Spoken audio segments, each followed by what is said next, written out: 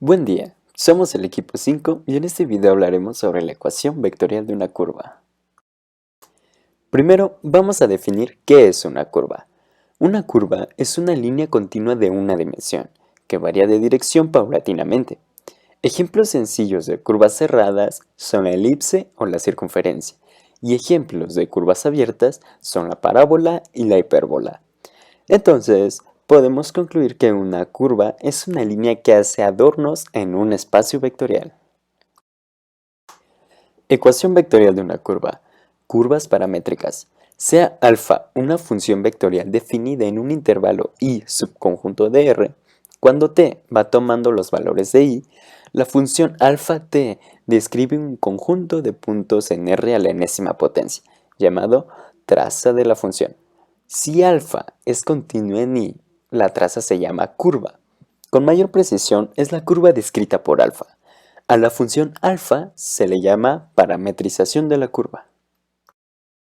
Un camino, curva paramétrica o trayectoria es un campo que va de R a R a la N, donde I es igual a, B es un intervalo.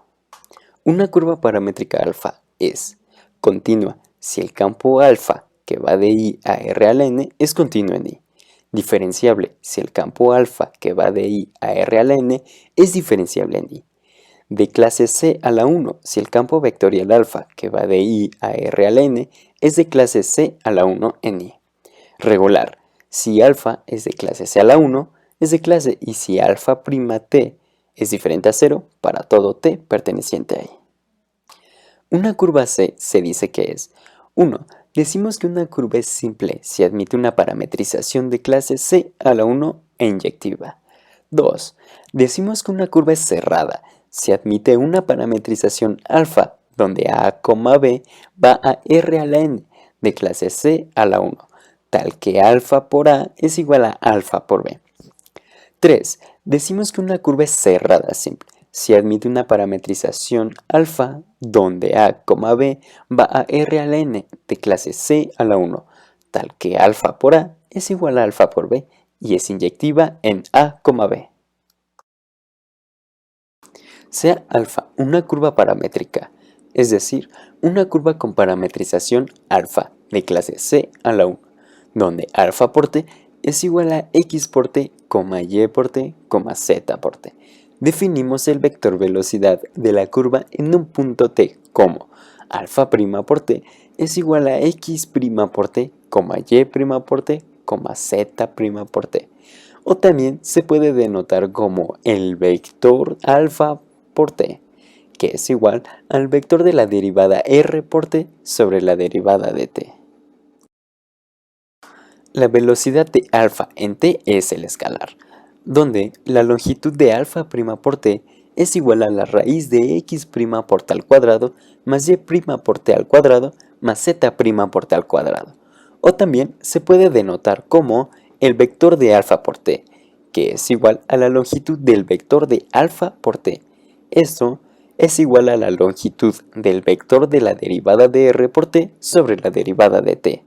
Si existe el vector velocidad y es no nulo, entonces es tangente a la curva. Sea alfa una curva paramétrica. Definimos el vector tangente como el vector tangente a la curva, si existe, con sentido que indica la orientación de la curva.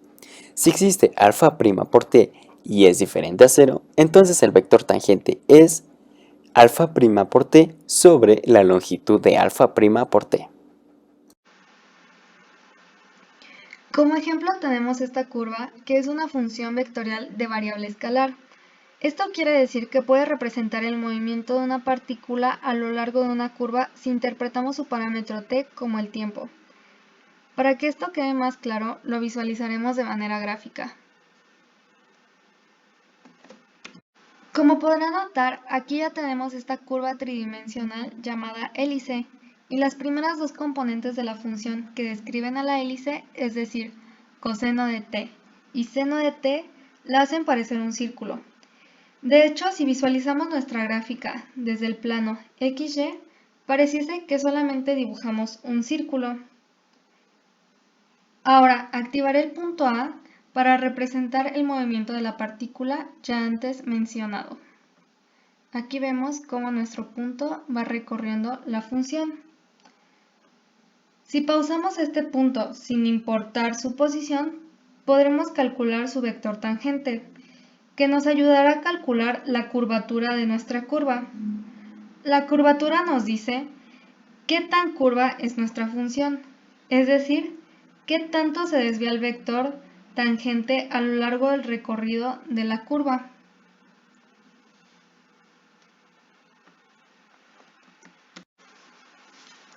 Regresando a nuestro ejemplo, como primer paso calcularemos el vector tangente de cada punto de la curva.